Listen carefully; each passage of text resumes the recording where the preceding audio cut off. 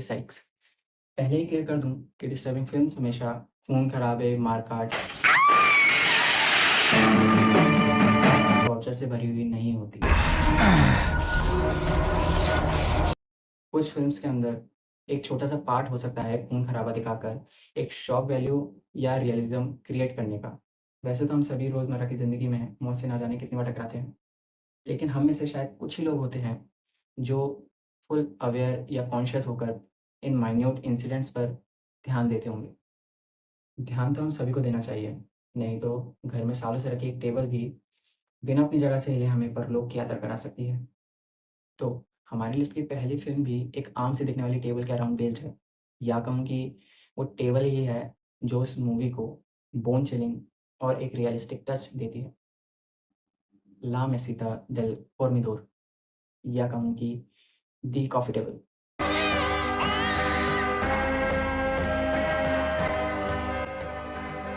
इसके बारे में स्टीफ़न किंग ने भी ट्वीट किया था, तो समझ लीजिए ये बेहतरीन मूवीज़ में से एक है। अब आधा आइडिया तो मैं आपको शुरुआत में ही दे चुका हूँ और आधा आप खुद देखकर पता लगाओ कि मैंने क्यों ही सजेशन में इस फ़िल्म को पहले नंबर पर रखा। नहीं, नहीं, नहीं, नहीं, मैं स्टोरी बिल्कुल भी रिवील नहीं करूँगा। Just go and watch for better understanding of modern horror. अब बात करूँ दूसरी फ़िल्म की, तो वो है कैनिबल 2006।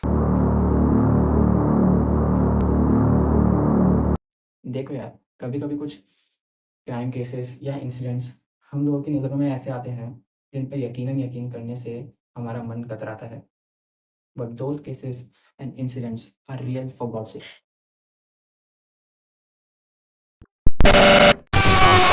अब नाम ही कैनिबल है, तो आधा आइडिया तो वहीं से लग गया। थोड़ा और जान लो इस फ़िल्म के बारे में। एक कैनिबल आदमी होता है, जिसे एक वेबसाइट कैनिबल्स कैफ़े के थ्रू एक और आदमी मिलता है, जो खुद को उसका ब्रेकफ़ास्ट, लंच, डिनर सब बनने के लिए हामी भरता है। बस यही है कहानी में। सिंपली उस कैनिबल का अगला खाना या शिकार बनने को वो खुद ही तैयार हो जाता है और आगे वो कैनिबल उसका या उसके साथ क्या करता है, वही सब इस फ़िल्म के अंदर दिखाया गया है।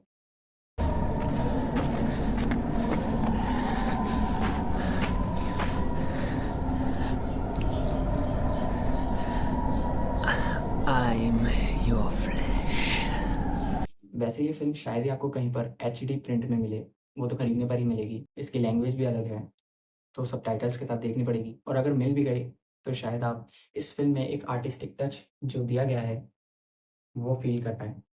कंटेंट वार्निंग दे दूँ कि इस फ़िल्म में न्यूडिटी, पोर्नोग्राफिक एलिमेंट भी है, तो सँभल कर देखना। अब थर्ड नंबर पर आएँ तो ये एक्चुअल में एक डॉक्यूमेंट्री है, टिटिकट फॉलीज़ 1967।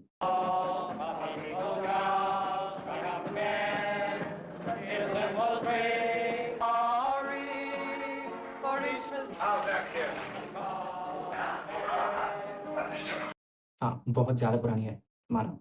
उसी के हिसाब से डिस्टर्बिंग भी, क्योंकि लिटरली इसके अंदर कुछ भी फेक करने या दिखाने की कोशिश नहीं की गई है और इसका इतना हार्शली ऑनेस्ट होना ही इस डॉक्यूमेंट्री को difficult to watch and most traumatising documentary बनाता है। इसके बारे में थोड़ा-सा आइडिया दूँ तो इस फ़िल्म में एक क्रिमिनली इंसेन लोगों के हॉस्पिटल के मेंटली इल पेशेंट्स के साथ होने वाले मिसट्रीटमेंट को ऑनेस्टली डॉक्यूमेंट किया गया है। वो भी इतने रॉ तरीके से कि मैं इसको ट्रॉमेटाइज़िंग के साथ काफ़ी डिप्रेसिंग भी कहूँगा। And if you are going to watch this documentary, be alerted because if you are feeling anything while watching this raw and cruel documentary, only then you will understand why the hell this documentary got permanently banned for public showing at that time. लेकिन इसे 1967 के ban के बाद 1991 में public release मिल गई थी court की तरफ से। But that was a shorter version of the real documentary. और हाँ, ये दोनों फ़िल्म्स और एक डॉक्यूमेंट्री आपको यूट्यूब पर कहीं नहीं मिलेगी। कुछ क्लिप्स मिल जाएँगी, लेकिन उन्हें देखकर स्पॉइल मत होइएगा, क्योंकि ये फ़िल्म्स आपको उन्हीं कुछ आड़ी-तिरछी सी वेबसाइट्स पर मिलेंगी, जिनको चलाना आ गया, तो क्या ही कहने। Little cola. Huh? Back here.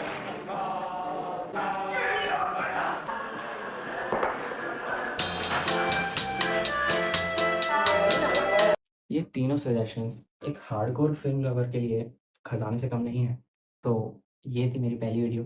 Editing मुझे उतने अच्छे से आती नहीं और मैं रेगुलरली करता या सीखता भी नहीं। तो शायद बहुत ही स्लोली मेरी एडिटिंग स्किल्स सही होंगी, क्योंकि मैं रोज़-रोज़ वीडियोज़ नहीं बनाता, ना ही कोशिश करता। और हाँ, मैं केवल 3 पार्ट्स बनाऊँगा और तीसरे पार्ट में एक सरप्राइज़ होगा, तो वेट करना। अब हाथ चलाने लायक बचे हों तो कर देना लाइक, सब्सक्राइब जो भी है। बाय।